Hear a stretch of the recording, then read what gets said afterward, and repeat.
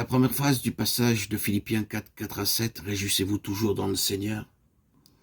Que votre douceur soit connue de tous les hommes. Le Seigneur est proche. »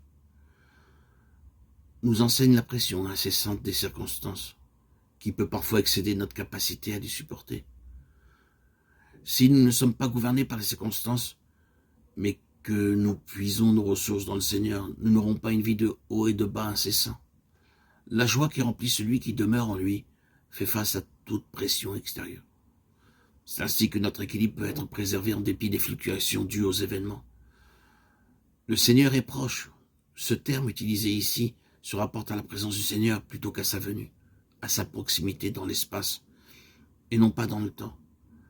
Paul ne met pas seulement l'accent sur la nécessité d'être toujours joyeux, mais aussi sur la raison de cette joie abondante qui repose sur la présence du Seigneur.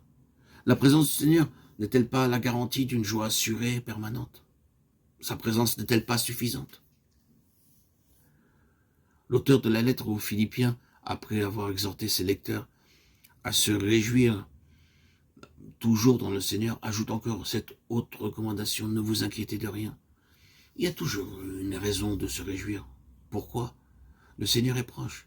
Il n'y a pas de raison d'être anxieux. Pourquoi? Le Seigneur est proche.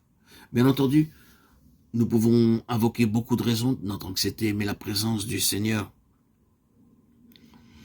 les rend toutes non recevables.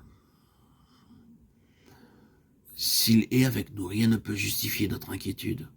C'est pourquoi il ne tolère aucun souci. Ne vous inquiétez de rien. Il n'y a pas de souci légitime et nulle excuse valable pour les justifier. Hélas, nous avons beaucoup de circonstances atténuantes. C'est pourquoi nous admettons ce que Dieu n'admet pas.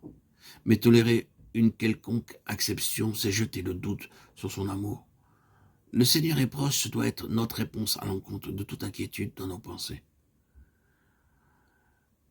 Poursuivons ce passage de Philippiens 4, 4, 7. Mais en toute chose, par la prière et la supplication, avec des actions de grâce, faites connaître à Dieu vos demandes. Remarquons l'introduction de cette exhortation par ce petit mot « mais ». Nous savons que Dieu ne nous permet pas d'avoir des soucis. Maintenant, nous pouvons voir comment nous pouvons être préservés de succomber à la tentation qui consiste à porter des fardeaux injustifiés. Il y a un triple aspect à cette question. Par la prière, la supplication et les actions de grâce, faisons connaître à Dieu nos demandes, c'est-à-dire disons-lui simplement nos besoins. Demandons des choses précises pour des besoins précis et finalement, parachevons le tout par des actions de grâce.